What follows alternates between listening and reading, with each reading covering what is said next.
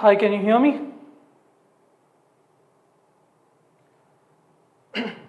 Guys, if you can hear me, please confirm the same in the chat. My name is Raghu.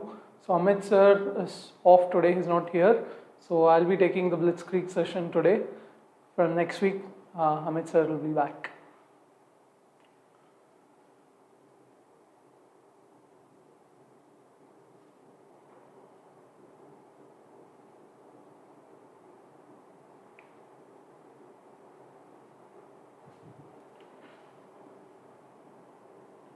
Good evening, Abhishek Singh, Prashant Ahuja. Yeah. Can you please give me a confirmation if the AV is good?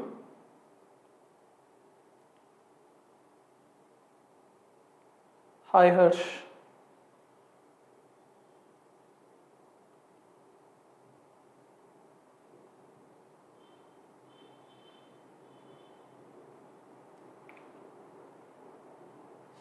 We'll wait for a few more minutes and we'll start. So today's topic is averages, and I believe this is the 10th episode.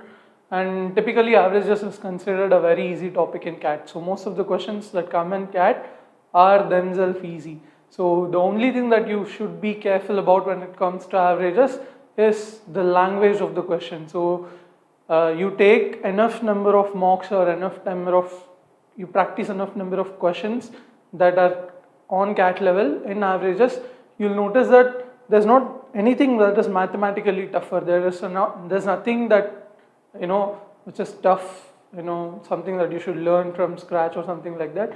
Only thing is, most of the time you misread the question, you misinterpret the question, and that will be the source of error. So as a topic it is very easy, but again the caveat is you'll have to be very careful with reading the question.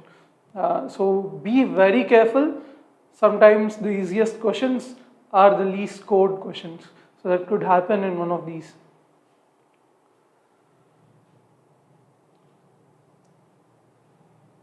Harsh Keshari, is this session for CAT 2022 exam? Yeah, you can consider that. So we're going to do all the questions on past year CAT papers on averages topic.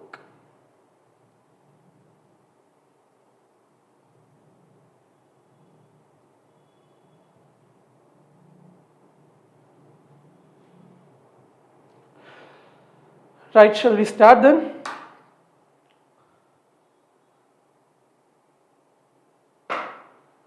So I'll give you 1 or 2 minutes. I think all of you have downloaded the questions, solved the questions, and then are coming to the live class. Otherwise, what you need to do every week, people who are new to the Blitzkrieg series, is every week we keep hosting the questions in a PDF format, and you're also allowed to take a test live. So what you need to do is go to online.toim.com/blitzkrieg. So for the next Sunday, you'll be able to take the questions, you'll be able to download the questions and take the same questions as a test on our interface. You can do one of those two as per your convenience. And then you can come attend the live session on Sunday. So that will be more useful than us pausing to solve the questions. I mean, you trying the questions and then solving the questions, right? Okay, then we'll start with the first question.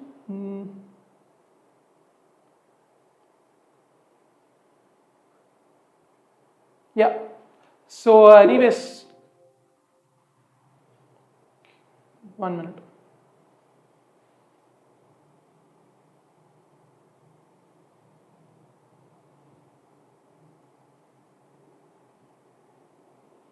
Yeah. So my name is Raghavendra. So I've been working for 2IIM for the last 3 years. I've been a quant faculty for the last 1.5 years, and in the last CAT I scored a 99.35 percentile. So I generally take classroom classes, and maybe this is the first time I'm being on YouTube. Right, we'll start. So the first question says, onion is sold for 5 consecutive months at a rate of rupees 10, 20, 25, 25, 50 per kg respectively. So if you consider the rate alone, what does the question say? It says, change the color. Yeah, so the first month they're sold at what? 10 rupees per kilo. Second one they're sold at what? 20 rupees per kilo. Third month they sold at 25 rupees per kilo. Fourth month again they sold for 25 rupees per kilo. And the last month, fifth month, they sold at what? 50 rupees per kilo. Now what we are also being told is the family spends equal amount of money for the first 3 months. So a family spends a fixed amount of money on onion for each of the first 3 months. So if they spend,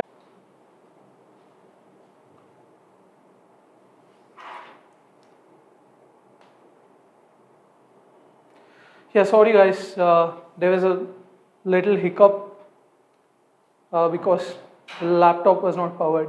Sorry about that. So what were we talking? We were talking the rates are fixed. The rates for the first month is 10 rupees per kg, second month is 20 rupees per kg, third and fourth are 25 rupees per kg, and the fifth month the rate is fixed at 50 rupees per kg. Alright? What the question is telling us is the family spends a fixed amount of money on the onion for each of the first 3 months. So the first 3 months you spend a fixed amount of money. Maybe if you spend 1000 rupees for the first month, you spend the same amount for the second month and the third month also. And for the fourth and fifth month, what do you do? And spend half that amount on onion for each of the next 2 months. So if you spend 1000 and 1000 and 1000, you spend maybe 500 and 500 for the next 2 months. So what the question is asking us is the average expense for onion in rupees per kg for the family over the 5 months. So how do you find the average expense for onion? How do you find it? What is the total amount spent divided by quantity, total quantity. So if you have the total amount spent and the total quantity, you'll be able to find out the average expense of onions, right? But we don't have anything either. So we don't have what is the amount spent on month 1 or month 2 or month 3. We don't know that. And we don't know the quantity. If I know the amount, I can get the quantity, right? So if I spend 100 rupees at the rate of 10 rupees per kg, I would have bought 10 kilos on month 1, right? So I'll also know the quantity if I know the amount, right? So we'll erase this.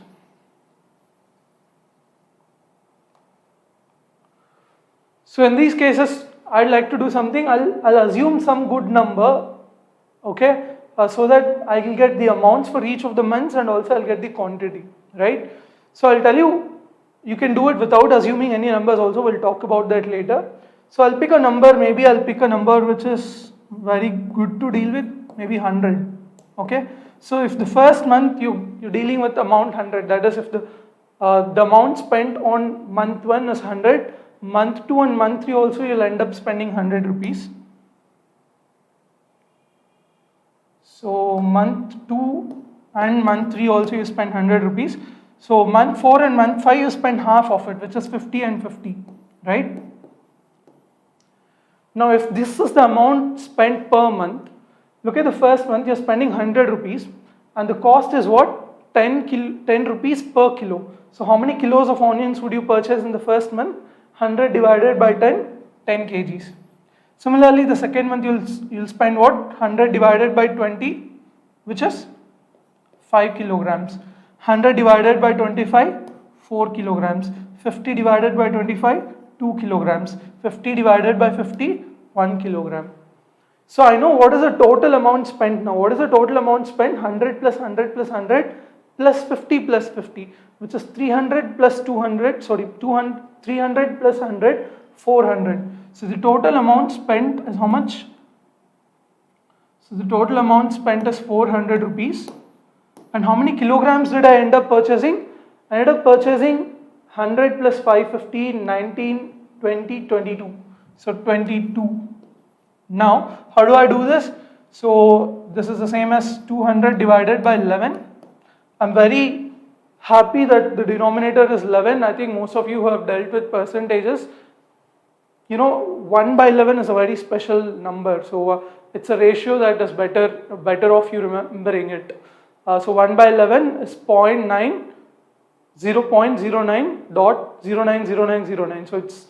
So you can write it as 2 into 100 by 11. Now what is 100 by 11? 100 by 11 is 9.090909, something like that. So 9.09, this is a reoccurring decimal. So now you multiply that with 2, how much do you get? So 2 into 9.09, it is what? 18.18. And that keeps repeating, 18.181818. So the answer that we are close to is what? 18, right? So I hope there's no buffering issue right now, Kashish. Yeah, right. So if some of you don't want to do it by assuming numbers at all, so you can do it that way also, but there's no big difference there. So what you'll see is it is independent of the numbers that you pick. You could pick 100, you could pick any number, but it's just independent. Just to show that, we'll just deal with a few examples there. So let's say the amount that you spend on the first month is A. So the second and third month also you end up spending what? A, and A. And the fourth month you spend up A divided by 2. Fifth month you spend A divided by 2. Now similarly calculate the quantities also. Now this will be A by 10, A by 20, A by 25, and this is A by 50, and this is again A by 100. Add all this up, divide by all that, you will see that A and A gets cancelled. So it is independent of A. Your amount could be anything on the first month, but your average price of the onions that you end up spending in 5 months will remain the same. It will be 18.18. So it is independent of the amount that you spend. So you'll get the answer always as 18.18. So you're better off working with numbers than working with algebraically here, like putting some x and something like that. So it's up to you. If you're comfortable with algebra, you can go with assuming the first month's price as A or X or something. If you're someone who are good with dealing with numbers, you can assume 100 or 1000 or something like that. Keep going. Anything is fine. Why didn't we divide it by 5? Sanskriti Varshini, we didn't divide it by 5 because average just doesn't mean add all these up, because there are 5 things divided by 5. We are being asked for the average expense on the onion. So average expense in rupees per kg. So you end up buying for 5 months. You tell me the average price that you bought the onions at. So what would you do in that situation? You add up the entire sum of amount that you paid to buy the onions divided by how many kilograms of onions that you bought. So that is why we were adding up to 22. We were just not dividing it by 5. So just because the word average is there, you just need not divide everything by 5. You'll have to read the question a bit more carefully. Right? We'll go to the next question then. Yeah. So this is from CAT 2021 slot 1. Very apt for that timeline. It's about COVID. So you can try this one. Uday Goyal says amount can be 200. Yes, amount can be 200, but you'll end up with the same answer, Uday. You can take any number that you are, happy with.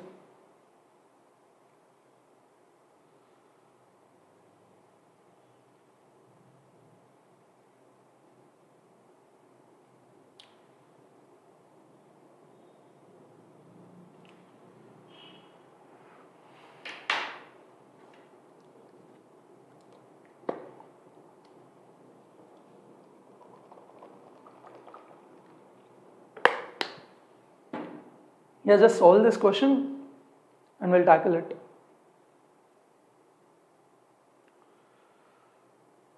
Okay, the answer is 35. Most of you have solved it. Nice.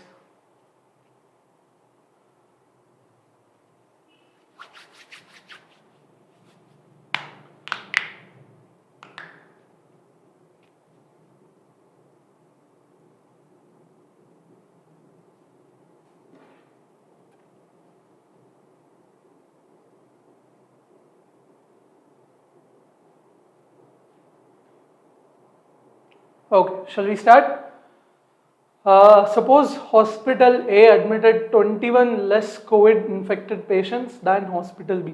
So hospital A, let's say it admitted n number of patients. So we're talking about hospital A here, and hospital B. Hospital A admitted 21 less COVID patients. If they admitted n patients, these guys would have admitted n plus 21 patients, right? Yeah. And what does it say? The sum of, and everybody recovered. So there's no deaths, everybody recovered. The sum of recovery days for patients in hospital A and B were 200 and 152 respectively. So what is the meaning of sum of recovery days of patients? So patient A could recover in 100 days. Patient B could recover in just 1 day. So if you add up the recovery days of all the patients in a hospital, for hospital A it is 200, right? For hospital B, we've been told it is how much? 152. Okay? If the average recovery days for patients admitted in hospital A is 3 more than the average in hospital B, then the number of patients admitted in hospital A was how much? That's the question. Now I'll assume the number of, the average recovery days in hospital A as some number of days D. Now what we know is the recovery days in hospital A is 3 more than the recovery days in hospital B. That means if hospital A, the average recovery days are 10, there it is 7. If it is 20, there is 17. So it is 3 less than this, right? So the recovery days is 3 less than hospital A, so it is D minus 3. And it checks out, right? So on an average, if you are treating your patients well and if your recovery days are less, you end up getting more patients. Checks out with reality as well. Anyways, so what do we know? We know that the average recovery days are D and the total number of patients is N, and the sum of recovery days is how much? Sum of recovery days is 200. That means there are N patients, each one recovering at their own pace, but the average recovery rate is D and the total recovery days is 200. That means what? N into D is equals to 200. ND is equals to 200. Similarly, here it is what? N plus 21 into D minus 3 is equals to 152. Yeah? Now looks like an easy enough problem to do, but just calculation intensive. So we'll deal it head on. So what is it? It is what? ND plus 21D minus 3N minus 63 is equals to 152. Okay? Now from here I know that ND is 200, I'll just substitute it there. If I substitute ND as 200 here and use it, I'll send 200 that side and plus 63 that side. So what do I get? I get 15.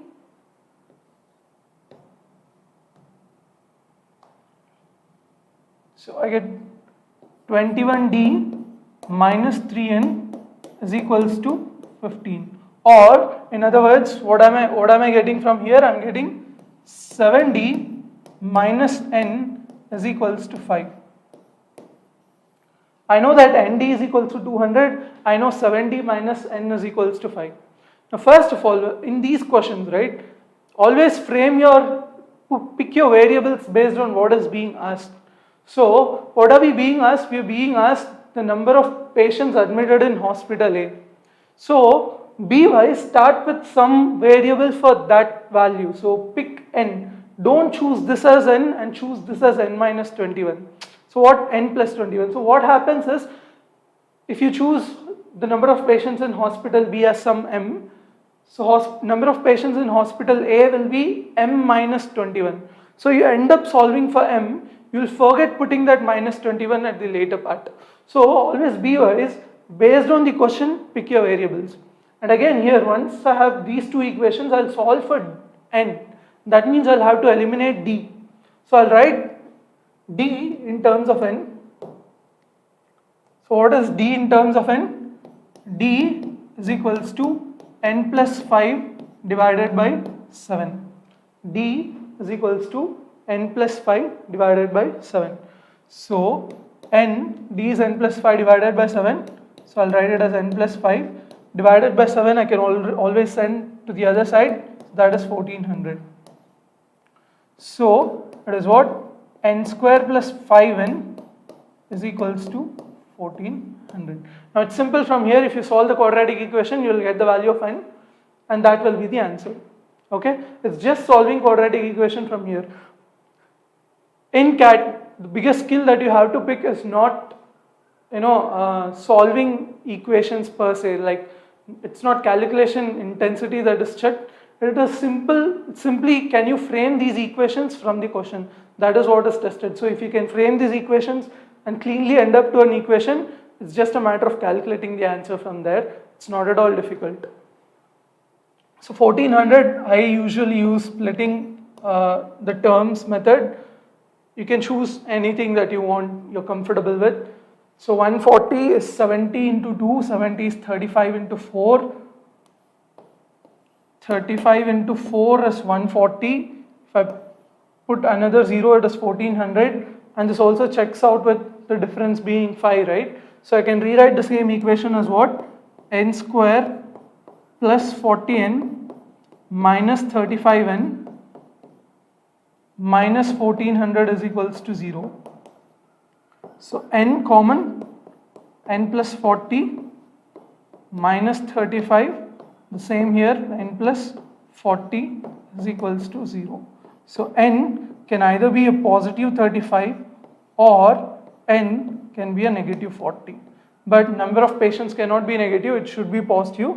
So what is the answer? N is 35. The number of patients admitted in hospital A is 35, right?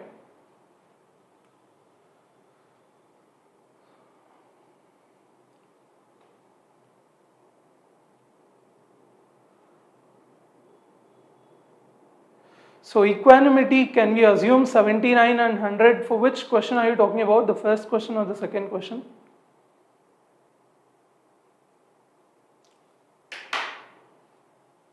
Those who are completed can go to the next question.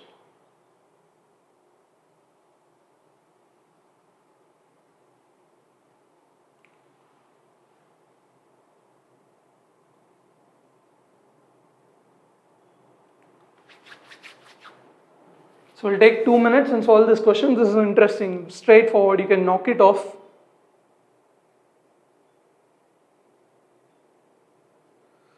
How did I get D is equals to n plus 5 by 7?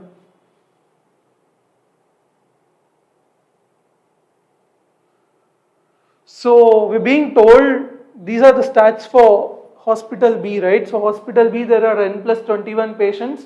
The recovery days are D minus 3. And the total sum of recovery dates is 152. So if you add both of them, multiply both of them, n plus 21 into D minus 3, that will be equal to 152. Expand that, we already know ND is equals to 200 from here, ND is equals to 200, substitute it there. So you get 21D minus 3n is equals to 15, or 7D minus n is equals to 5, D is equals to n plus 5 divided by 7.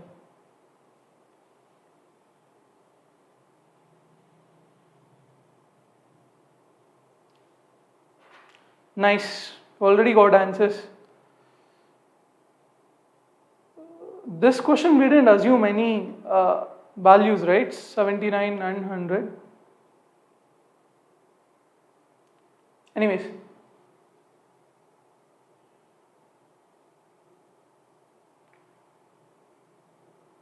So that's a question, easier one actually. Shall we start?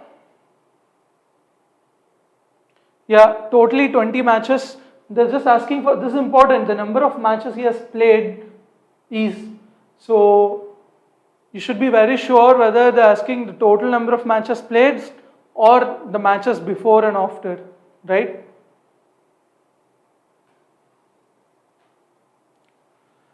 Okay, in a football tournament, a player has played a certain number of matches and 10 more matches are to be played.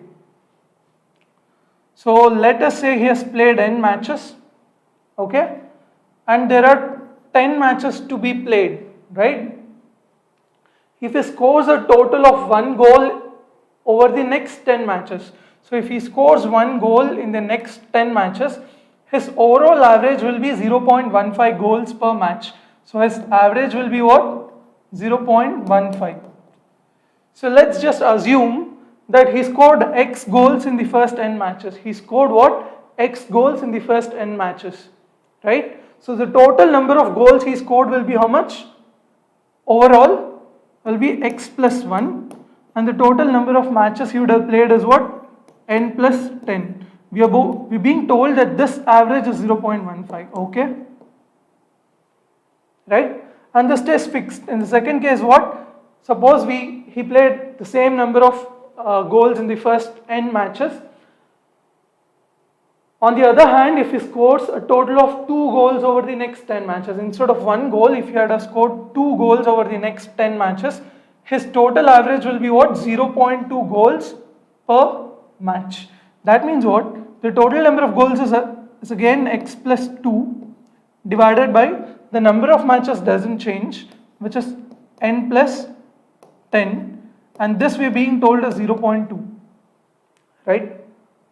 Now how do we solve for n? We just need to find the number of matches he has played, he has already played, which is n, right? So how do you do this? You can just cross multiply, substitute, all that, but make one observation. I can split x plus 2 as x plus 1 plus 1, right? So this is x plus 1 divided by n plus 10 plus 1 divided by n plus 10. Can I do this? What I just did is split x plus 2 as x plus 1 plus 1 divided by n plus 10. I know that this is 0.2. This value already I know it is 0.15. So that means what? I can simply say 1 divided by n plus 10 is equals to 0.2 minus 0.15. What is 0.2 minus 0.15? It is 0.05.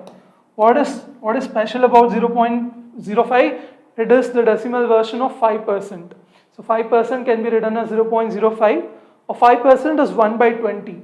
So simply put it this way, 1 divided by n plus 10 is equals to 1 divided by 20. That means n plus 10 is 20, or n is simply 10. So the value of n is what? N is 10. So he has already played 10 matches, he should play 10 more matches. And the question is asking for the number of matches he has already played. So which is 10, right? Easy one.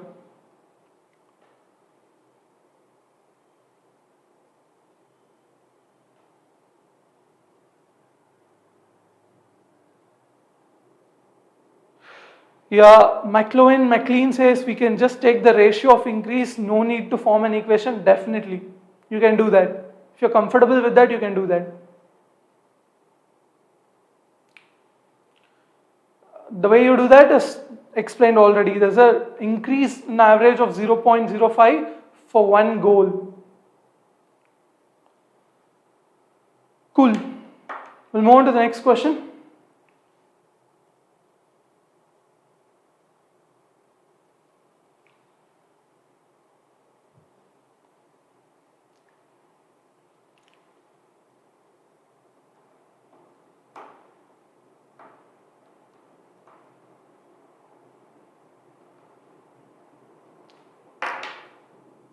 So try this question.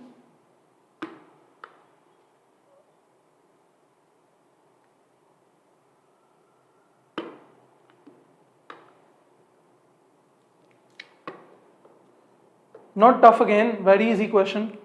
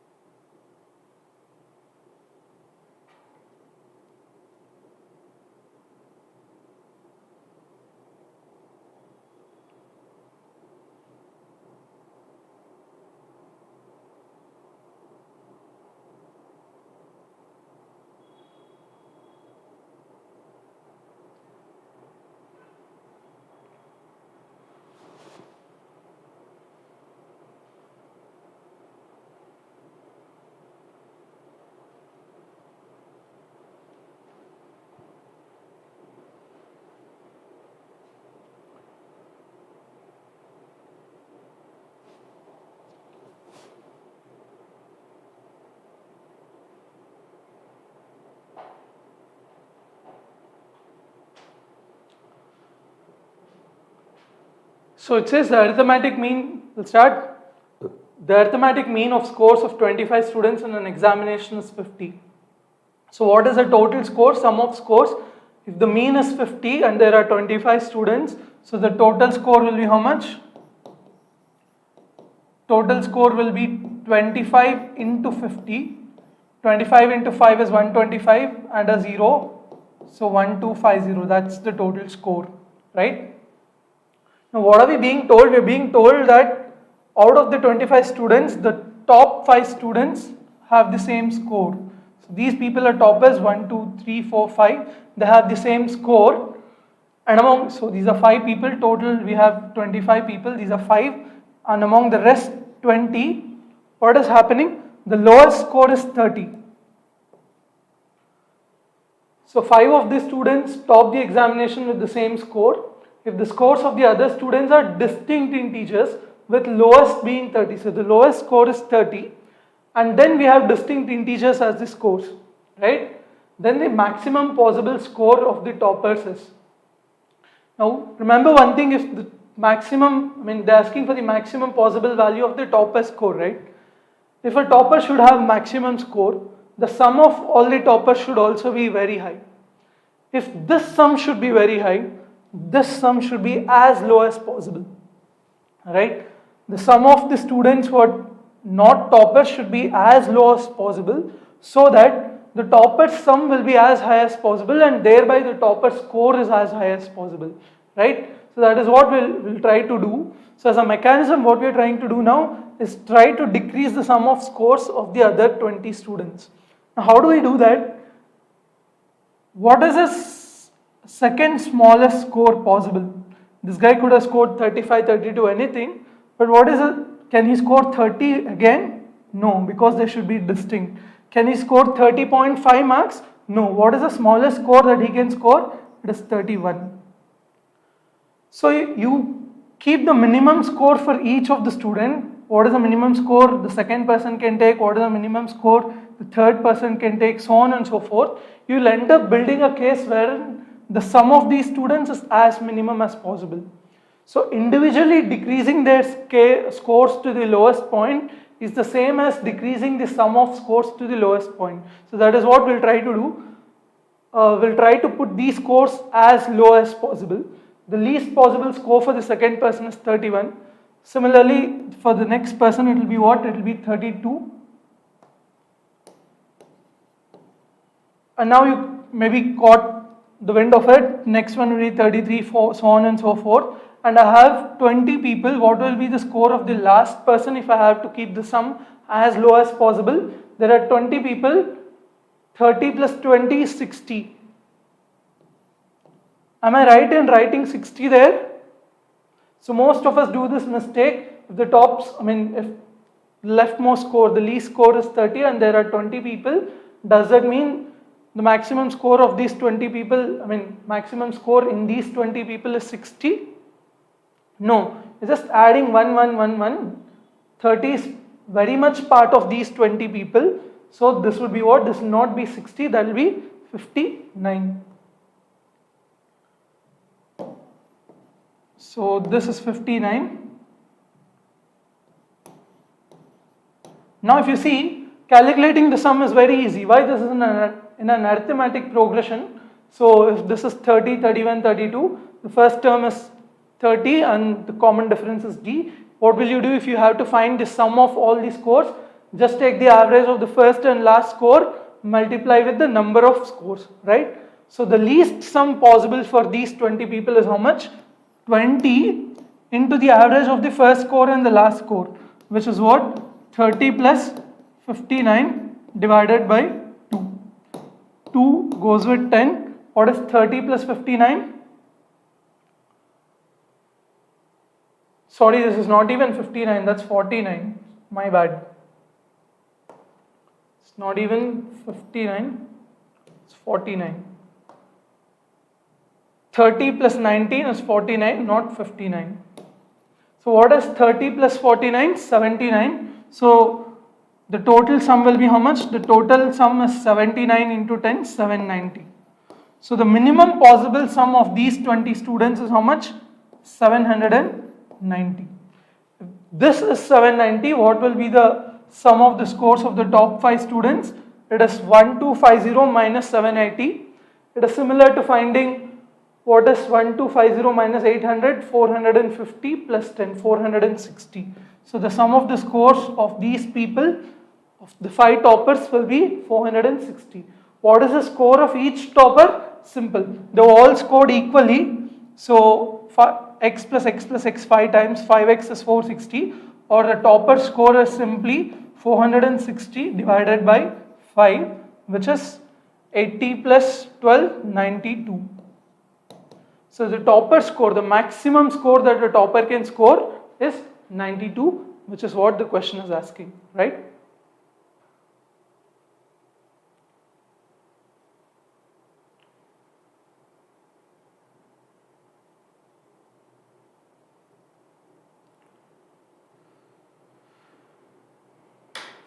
Yeah, Shrujan and Yash Srivatsa, thank you for saying it's 49, I got it. Anyways, easy question, there's nothing much involved here, just simple calculations and you'll get to the answer.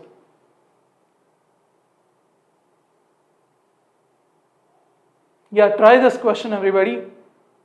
Little bit convoluted but very doable. So, this is very much a CAT level question. It will test your understanding of averages. It is not just about your calculation power. You should know averages in and out, like the actual concept of averages. Very good question. Like if you want to test somebody's understanding of averages, you can just give this one question. And a good question to learn. If you don't know the answer, or if you cannot answer this question at this stage in your preparation, you're lucky you came across such a question, because it teaches you so much. The learning process of this question teaches you so much.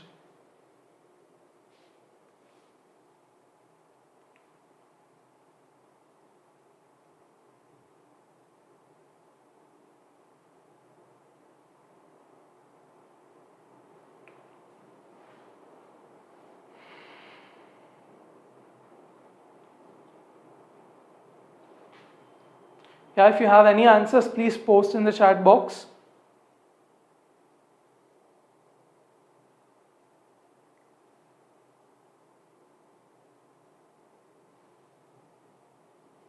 Oh,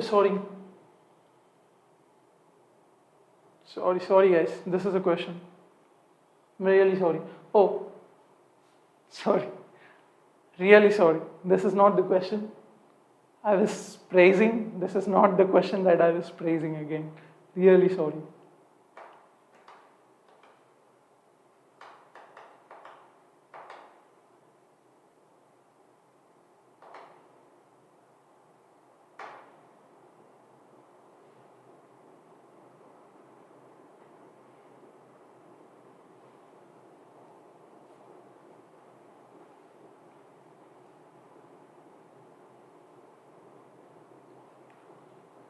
This is one of the easiest questions on the paper, but actually I spent most time on this question only.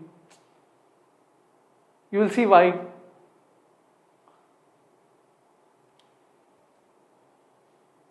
It is not the toughest question, but in my personal case, I spend most of the time on this question than the other questions.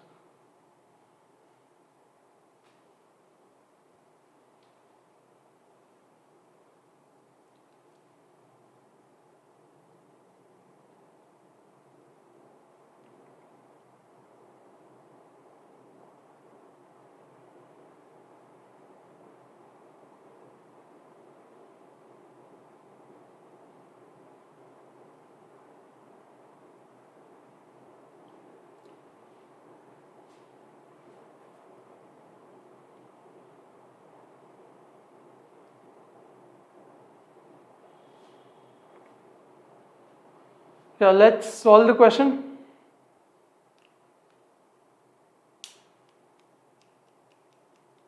Right?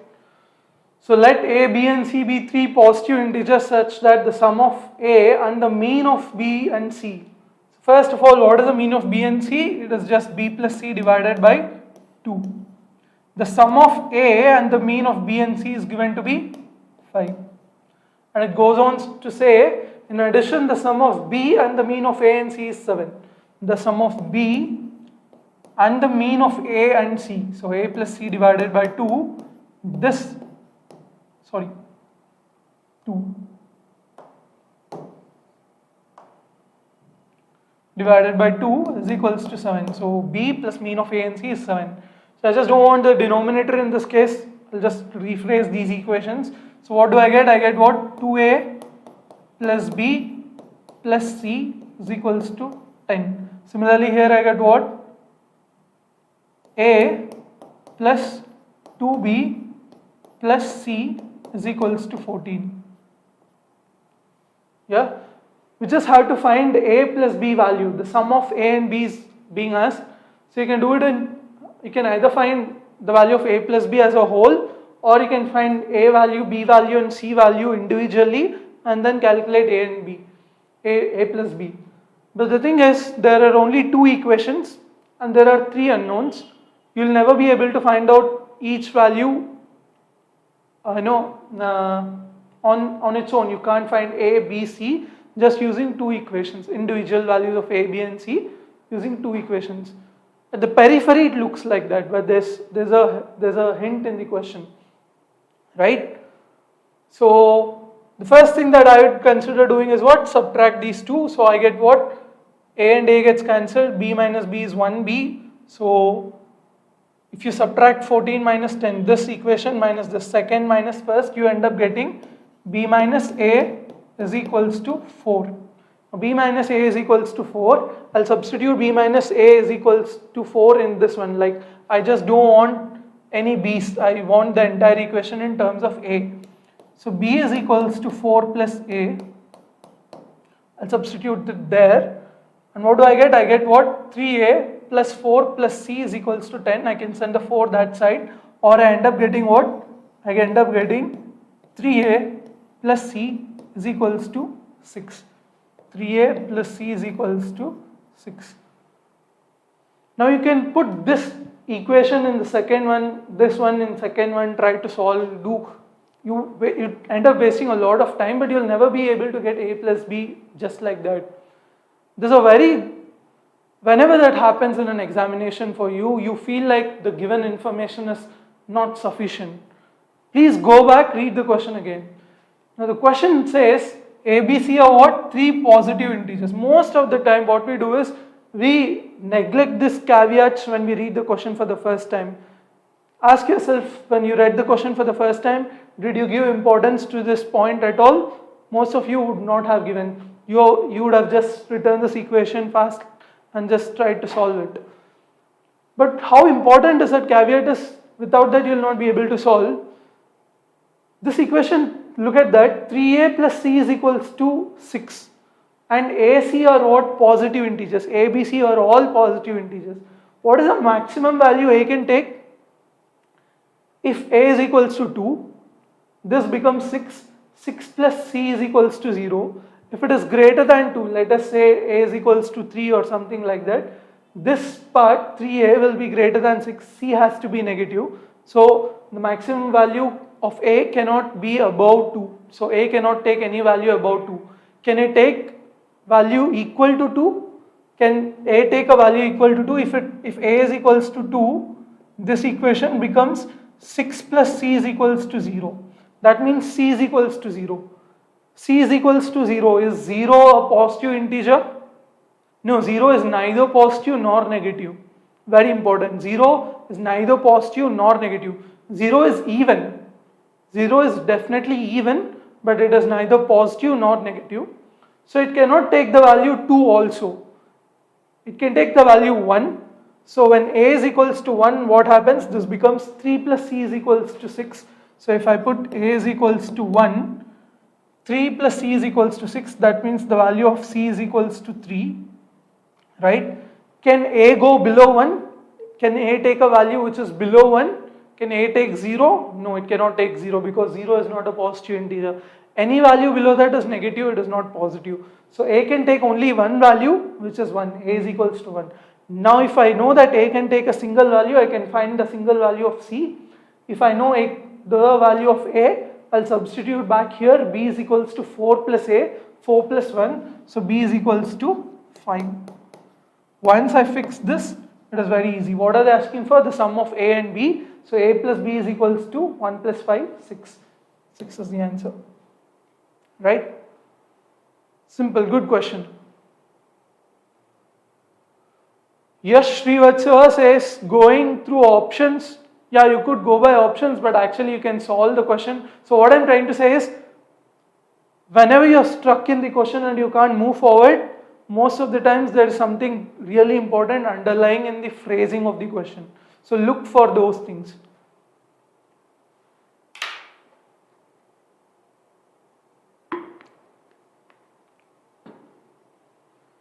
Yeah, we'll move on to the next question then.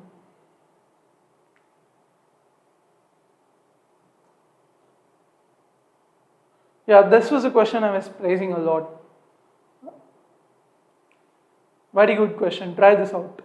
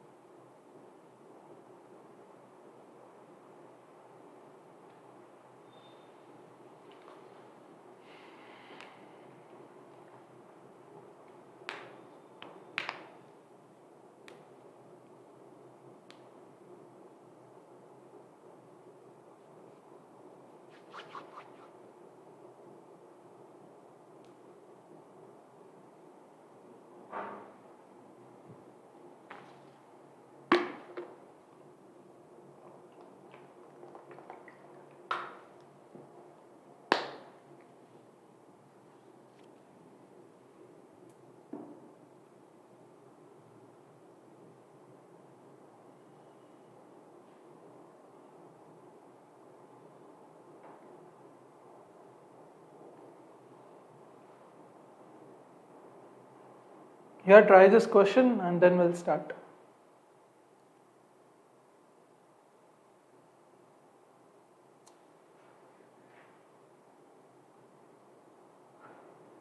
Thank you, Amit sir.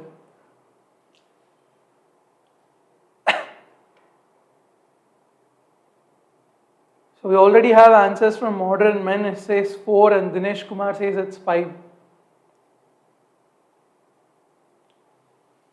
Yeah, 4 and 5 are the options. Let's see.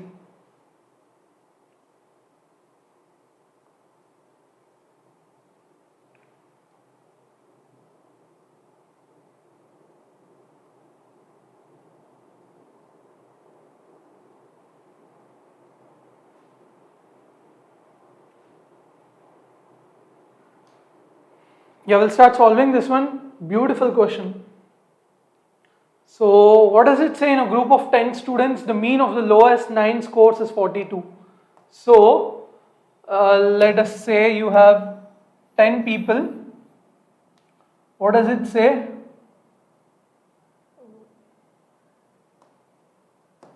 If you take the mean of the first lowest 9 people, right?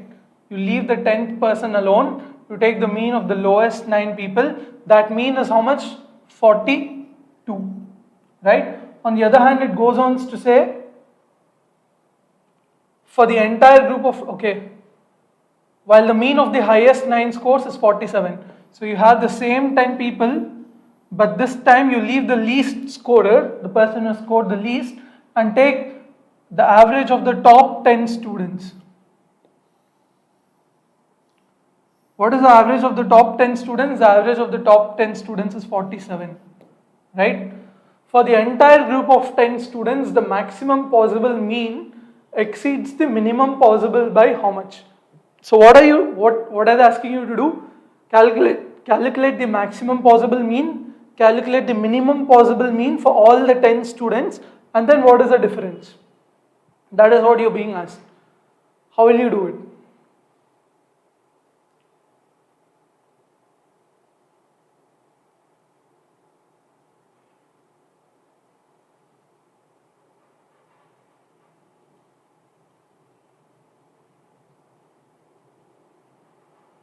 Okay, the first thing that you could do is what? You could establish something, right? So very clearly, what is the total score from the first case?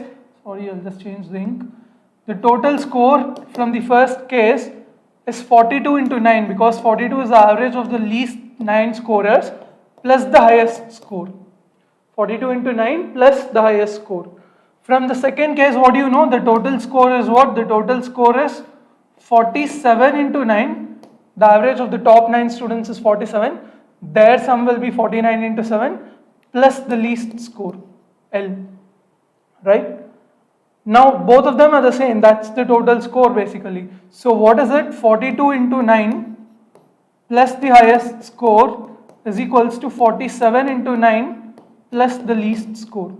So, or if you take the difference between the highest score and the least score, H minus L is what? 47 into 9 minus 42 into 9. 9 is common, 47 minus 42 is 5, 5 9s are 45. So highest minus least is 45. So if there is a person who scores some highest score, the lowest score is dependent on what the highest score is. Vice versa, the highest score is dependent on the least score. By what? The highest score is 45 more than the least score. And that should tell you something. Okay, we'll forget about this problem for some time. If I tell you there are some 100 people and their average is 25, what is a maximum value that the least person can take? There are 100 people scoring marks. They could be scoring same marks or different marks. I tell you the average score is what? 25. What is the maximum score that the least scorer can take? This person scores the least. What is the maximum value that this person can take? What is the maximum value of the least score?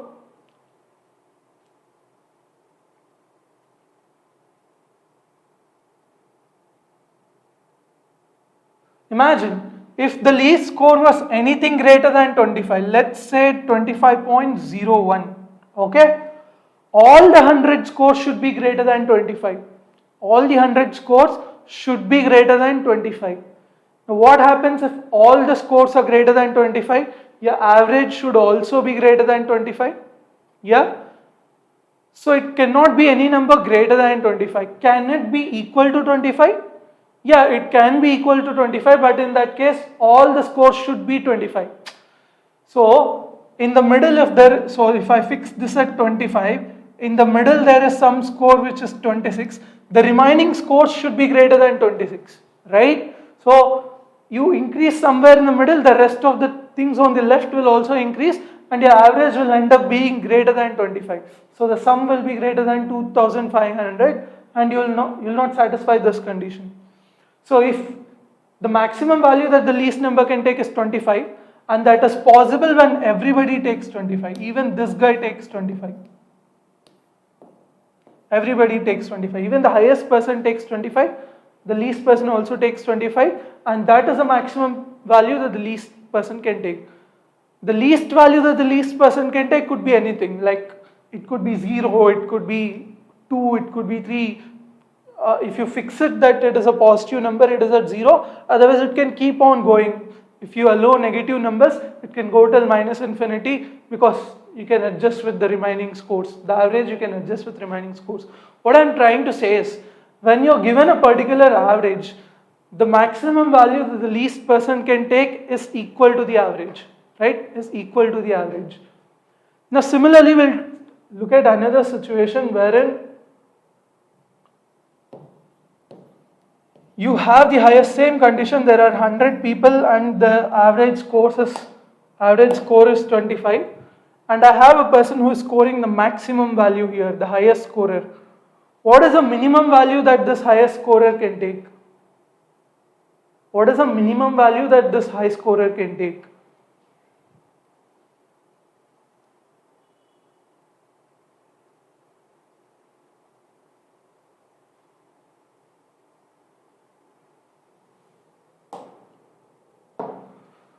What is the minimum value that the highest scorer can take? If it is 25, why it is 25? If he takes any value which is less than 25, let us say he takes 24.0 or 99, 24.99, everybody are less than him, right? Everybody is less than him. They should take a value which is less than 24.99 or equal to 24.99. If everybody takes a value equal to 24.99, even then you can't achieve an average of 25. So the least value that the highest person can take there is also 25, and it is also possible when everyone takes 25. It is also possible when everybody takes 25. Even this person should take 25. Okay? So with this information, we'll go back to this slide, okay? The previous one. Now they're asking what? They're asking the highest average and the least average, and then we're going to find out the difference between the highest average and the least average. How do you find the highest average? Look at this. The average of these 9 people is this much, 47. That means the sum of this is fixed. I know the sum of these scores. I know the sum of these scores. What is it? It is simply 47 into 9. Okay. If I can find out the maximum value that the least person can take, if I can find out the maximum value that the least person can take, or the least value that the least person can take, the minimum value that the least person can take, I can add it to this, I'll get the least score. Imagine the scores of these 9 people are fixed, the sum is fixed at 47 into 9. If I can take a minimum value for this, if I can take a minimum value for this one, I'll end up getting the minimum value of the sum of the entire 10 people. Agree with me? All I need to do to get the minimum value for the sum of 10 people is do what? Get the minimum value for the lowest scorer. How do I get the minimum value for the lowest scorer? I know that the value of the minimum scorer is somehow linked with the value of the top scorer. Right? Is it not linked? The minimum scorer and the top scorer are linked. If I have to find out the least score of the least scorer, I just have to find out the least score of the highest scorer. What is the least value that the highest scorer can take? The average is 47, right? If the average is 47, what is the least score that the highest scorer can take? We discussed in the previous slide, he can take 47. He can't take any number less than 47, right? So if that is 47, what is the least score? The least score will be 2. The least score will be 2.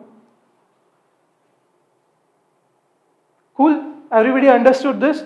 So what is the least sum of all scores? The least sum is what? Least sum is nothing but 47 into 9 plus 2. 47 into 9 plus 2. Similarly, we will try to find out the highest sum. That is also possible. How do I find the highest sum? Look at this. Similar. The sum of the first 9 people is fixed. The scores of the first 9 people, their average is 42. That means the sum of their scores will be 42 into 9. This is always fixed. If I have to make this sum as big as possible, if I have to make the total 10 people sum as high as possible, I should just find out what is the maximum value that the highest person can take. And the maximum value the highest person can take is dependent on what is the maximum value that the least person can take. If I find out what is the maximum value that the least person can take, I can easily find out what? I can easily find out what is the maximum value that the highest person can take, right? So what is the maximum value that the least person can take here? The average is 42.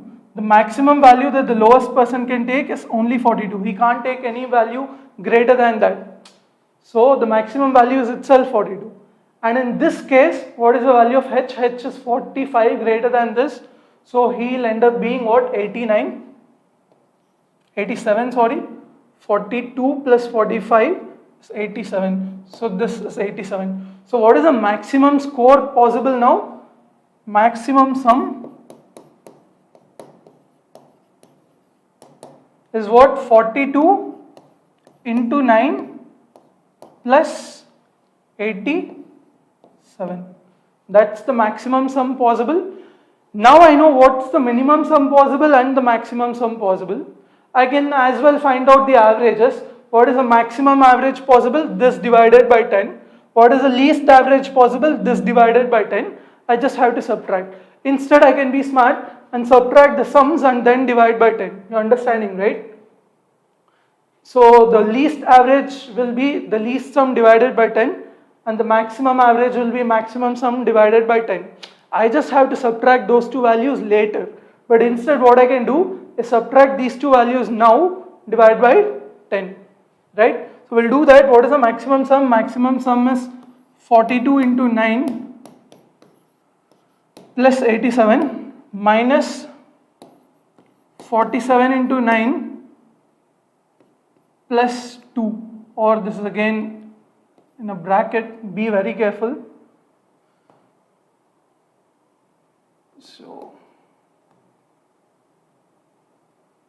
if you take out the bracket, this is minus 2, right? So what is this? 47 into 9 minus 47 into 9.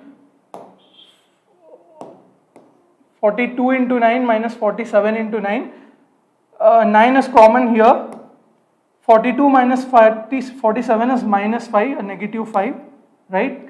And 87 minus 2 is what? Plus 85. Plus 85. And 9 minus 5 is minus 45. Minus 45 plus 85. The sum is simply 40. This 40 is what? The difference between the maximum sum and the least sum. You need not do it this detailedly. If you want to do it fast, you can do it fast. You'll have a calculator. Don't worry about this. All I'm trying to do is calculate the maximum sum, least sum, subtract those two, and that is what? The difference is 40.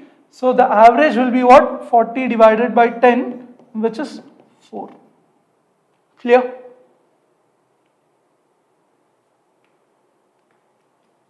I hope this is very clear. Like I said, very important question. You will have to go back and see why this is the case. The concept of when there are 100 people and their average is 25, what is the maximum average that the least person can take?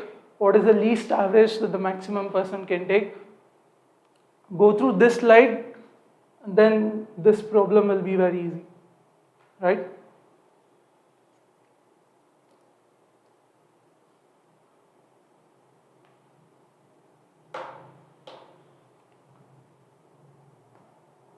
Yeah, we'll go to the next question. Easy question again. After one hard one, this is very easy. You can tick it off right away.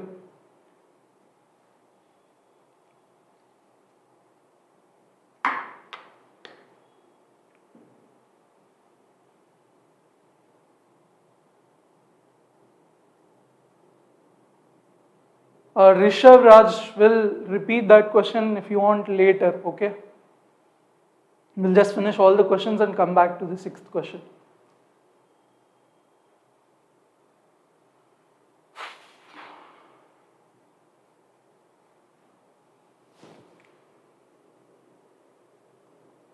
Book world से sir मेरे पास sufficient time है क्या अगर मैं आज से start करूँ तो?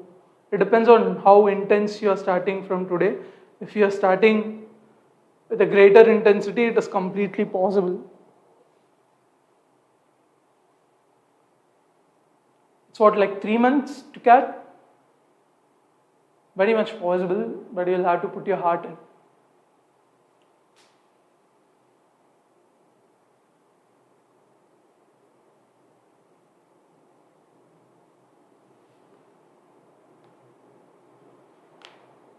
Okay, Abhijay Kandi, 18. Yeah, I think 18 is the answer. So again, a typical CAT question that is easy. You just have to read the question, try to understand and digest what is given in the question and done. There's nothing much to it. Yeah, any more answers?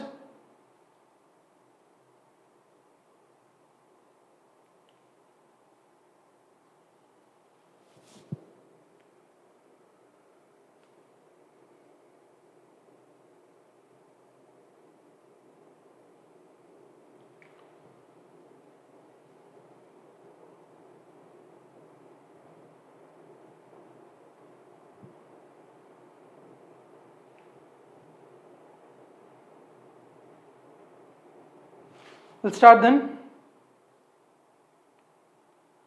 3, 9, 18. Okay, you're saying, okay, Piyush Keshri is telling the ages of all the people, right? Dick is thrice as old as Tom, so D, if I assume the age of Dick as D, is what? 3 times as old as Tom, 3T. Harry is twice as old as Dick.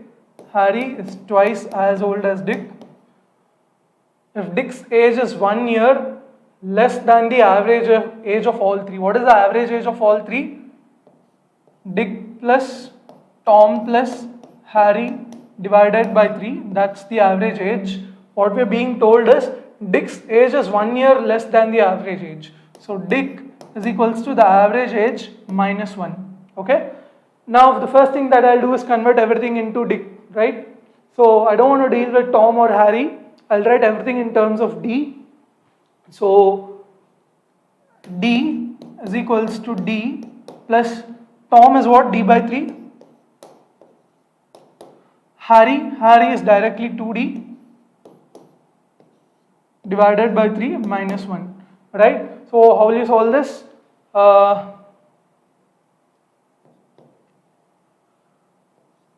3D plus D plus 6D divided by 9 minus 1 is equals to D.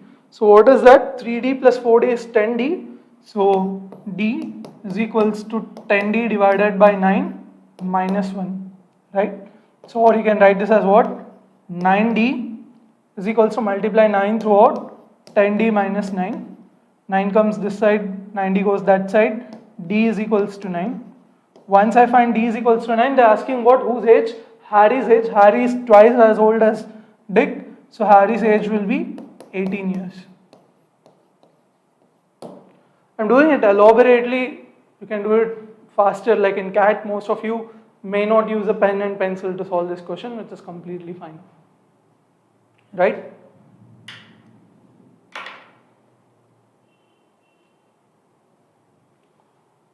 Shall we move on to the next question?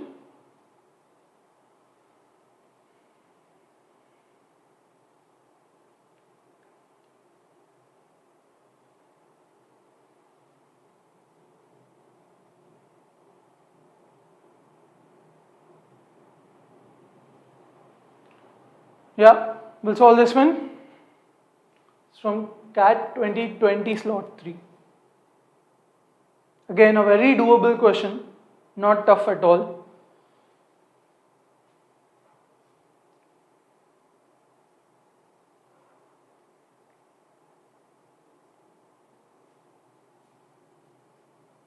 We'll take a few minutes and then we'll solve this question. We're almost at the end of session, right? We just have 3 more questions to deal with.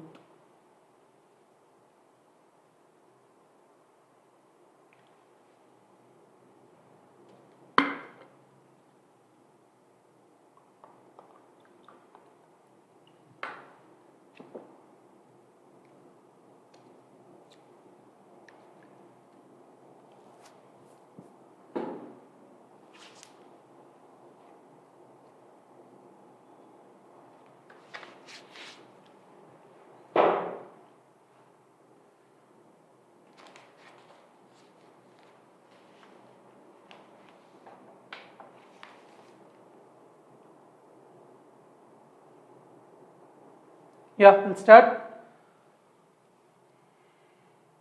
Batsman played n+2 innings and got out on all occasions. Okay, he's out on all the occasions. His average score in these n+2 innings is 29 runs. So first of all, what is the number of innings he played? It is n plus 2. What is his average? His average in these n plus 2 innings is 29. So the total runs scored will be simply, total runs scored will be n plus 2 into 29 in the total of n plus 2 innings, right? And he scored 38 and 15 in the last 2 innings. Okay, so if you consider the first n innings, what will be his total score? His total score overall minus the score he scored in the last 2 innings. What is the score that he did in the last 2 innings? 38 and 15, right? So what is 38 plus 15? 13, 53. So the total that he had scored will be what? 29 into n plus 29 into 2 will be 58, I guess. 58 minus 53 will be 5. So all I'm doing is I'm trying to find the total runs in the first n innings. I know the total runs in the first n plus 2 innings, or the total n plus 2 innings, which is n plus 2 into 29. I know what he scored in the last 2 innings, which is 38 and 15. If I subtract these two scores from the total,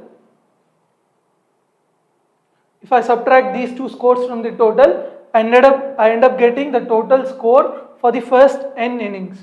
Now I know the first score for the first n innings. Let's see if this is useful at all. It goes on to say the batsman scored less than 38 runs in each of the first n innings. So in each of the first n innings, his score is itself less than 38. In these n innings, his average score was 30 runs and the lowest score was x runs. Okay. What we know from here is what? The average score in these n innings is 30. Very important. So what do we know? There are n innings.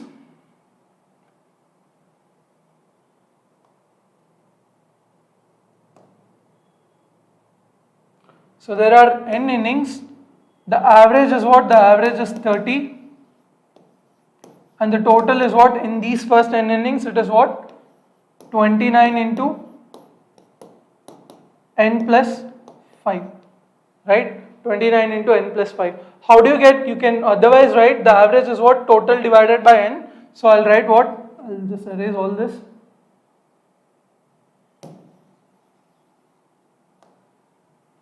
I can write 29n plus 5, that is the total, divided by n matches is equals to 30.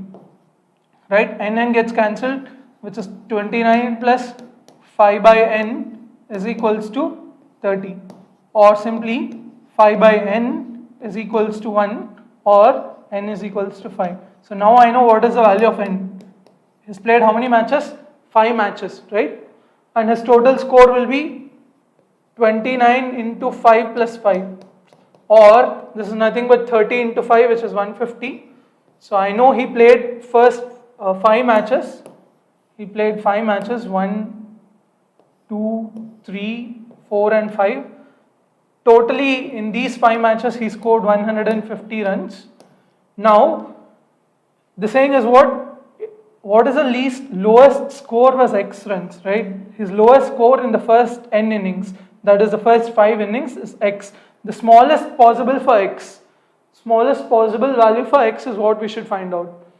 So if this has to be as small as possible, these 4 boxes should be filled with as high as number as possible. So but we have some limitation there. The batsman scored less than 38 runs in the first 10 innings. That means in all these 5 innings he scored less than 38. That means he could have scored 37 here. That's the maximum he can do. I can also fill this with 37, right? Because I need to make this x as small as possible, given that the sum is 50. So what do? Am I allowed to repeat the scores? Yes. They didn't say that the scores are distinct. So this could be 37. This is also 37 and 37. And in this case, I get what? I get the least value for x. What is the least value for x? It is simply 150 minus 37 into 4. What is 37 into 4? 120, 7 4s are 28, 228. So 150 minus 228, sorry, it is 148. 150 minus 148 is 2. So what is the answer? 2. The smallest possible value for x is 2. Simple. Our task is to find out the minimum value for x. If you have to find out the minimum value for x, you need to do what? You need to maximize the rest of the 4 scores. How do you maximize? You can't just put any random number. We have a condition that the maximum score is less than 38. So you can as well fill all the numbers with 37. And most of the time when you do that, please do check whether this number is being negative or not. X cannot be negative, right? So you can maybe this sum is not 150. If the sum was just 147, then we would have been in trouble, right? X would have been -1. So be careful. In that situations, x is simply 0. Put a 0, you can adjust these 4 numbers with 150, right?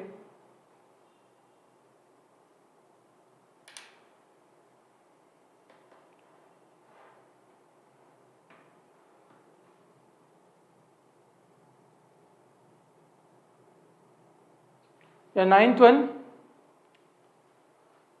Try this question. Once again, easy, doable question.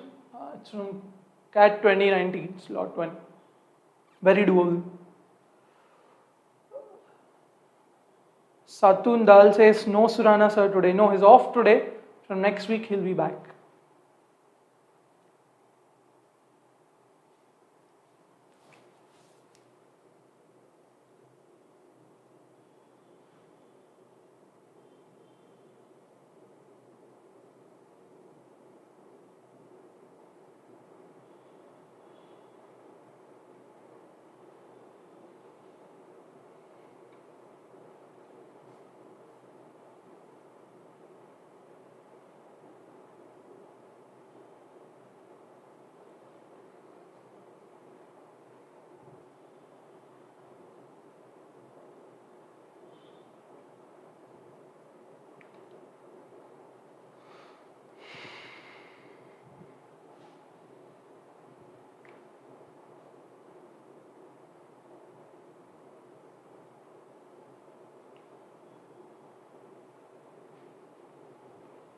Okay, try this question now.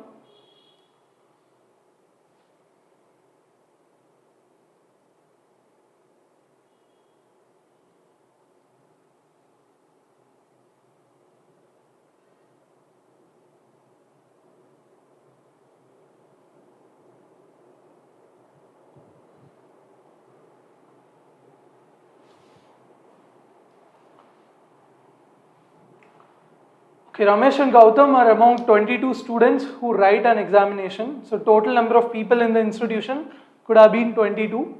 Ramesh scores 82.5.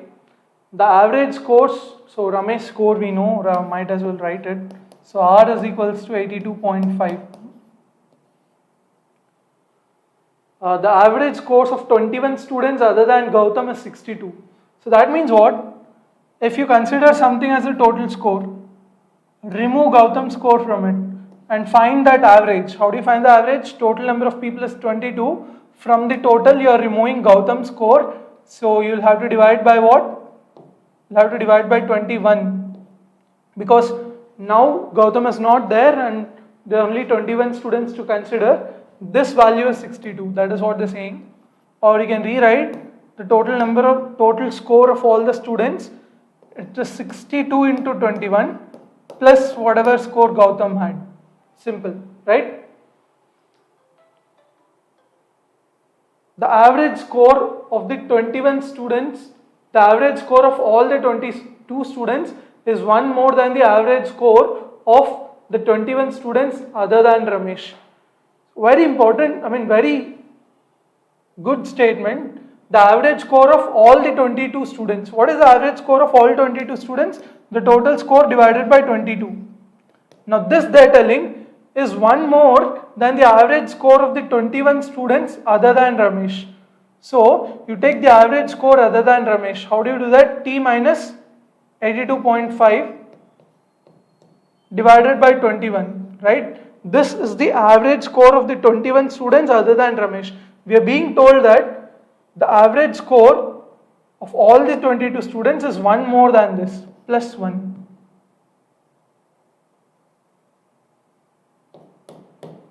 Right? Plus 1.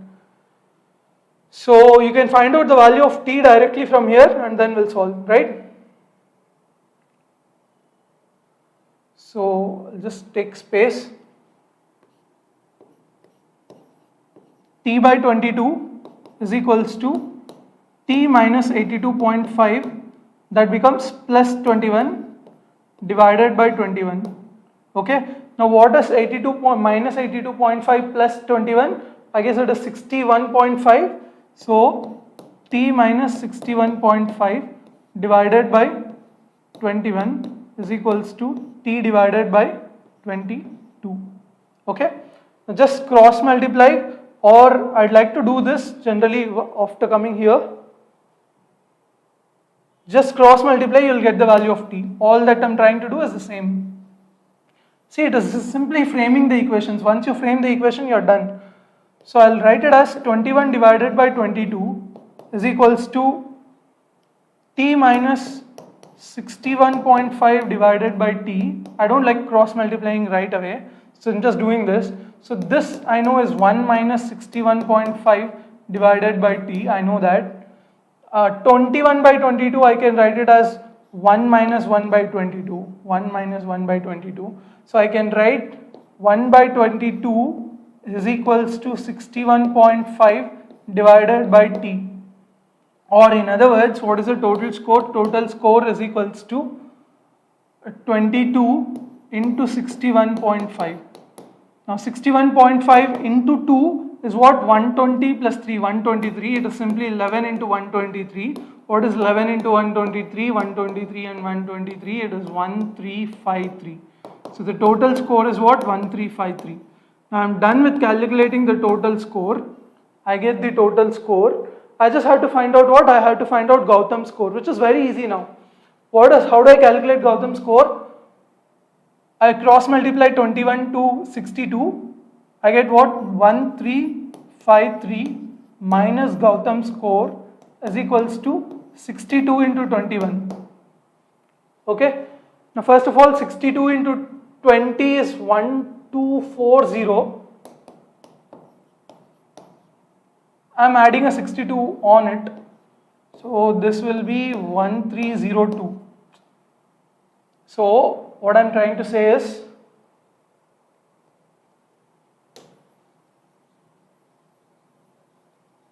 finally we end up getting 1353 minus Gautam's score is equals to 1302. You subtract, you get what? Gautam's score is equals to 51. Okay.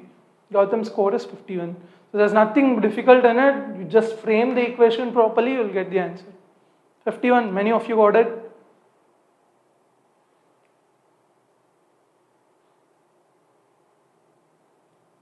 So right here, if you don't understand what happened here, it is completely fine. You can just cross multiply. Maybe you'll get the answer even faster. It's just a personal choice. Here we'll go to the last question.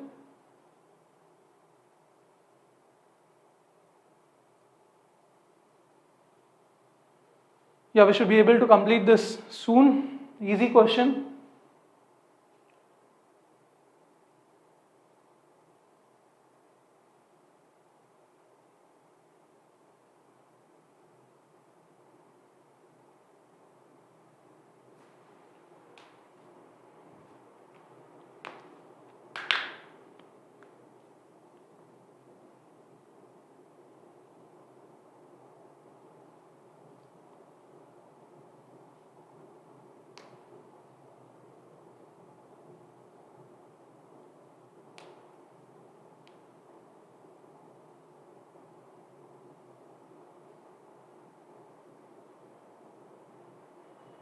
Yeah, can I get an answer for this one?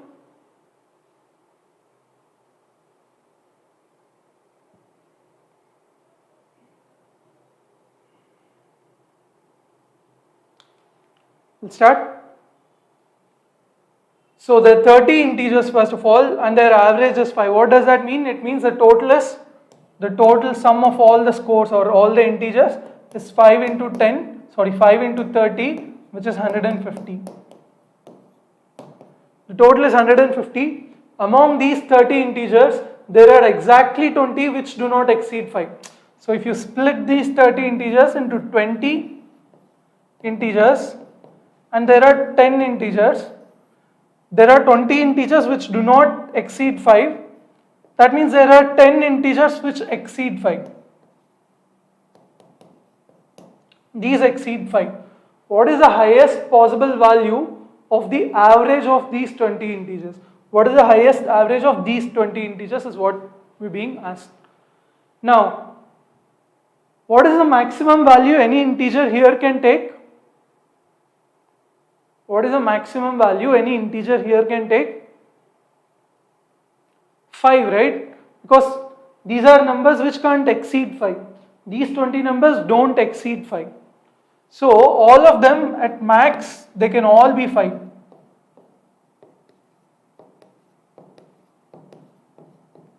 All of them are 5.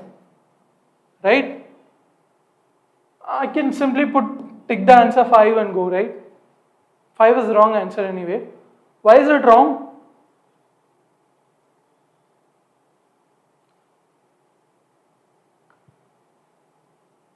If I pick this way, if I choose all the 20 integers as 5, that means the sum is already 100 here, 5 into 20 is 100. So I'm only left with 50 as the sum for the next 10 integers. So their average is 5. Now very important, the average is 5. That means either all of them could be 5. If one of them is above 5, then one should get, see all of these, the average is 5 and there are only 10 integers. All of them are 5. Okay.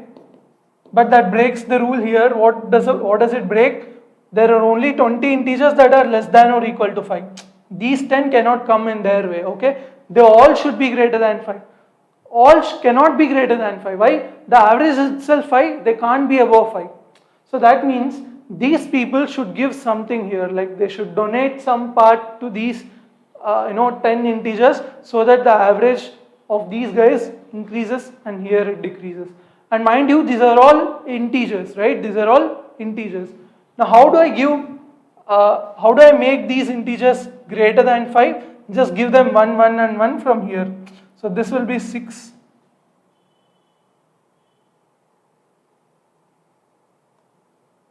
So this will be 6, 6 and 6. There will be 10 4s here so that I can maintain 10 6s there. So I have 10 4s and 10 5s. What is the average of 10 4s and 10 5s? It is simply 4.5. There are equal number of 4s and equal number of 5s. The average will be 4.5. And that is the maximum average. What is the highest possible value of these 20 integers? That is a maximum I can do. How did I do this maximum? I just tried to make this as minimum as possible. Mind you, this could have been 7, 8, something. But I know that these 10 integers should be greater than 5. And there are integers greater than 5. What is the least value they can take? 6, 6, 6, 6, 6. If I finalize them to be taking the least value, I can confidently tell that these are taking the maximum value. If this sum is as small as possible, this sum is as high as possible. Okay? If they are taking all 6s, you can do it that way also. 150 minus 60 divided by 20, you will still get the same answer, right? So what I am trying to say is this sum will be 60.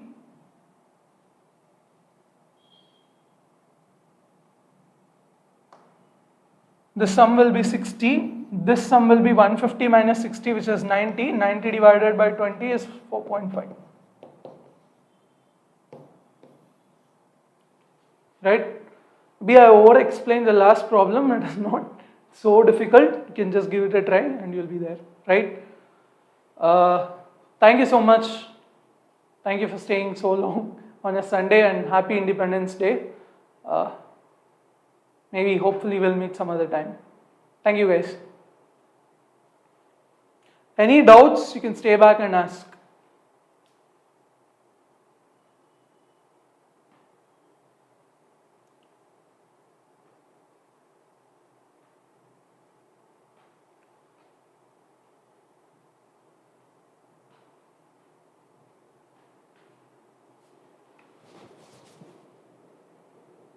And please do drop a like. That's very important for us. Please like the video if you like the video.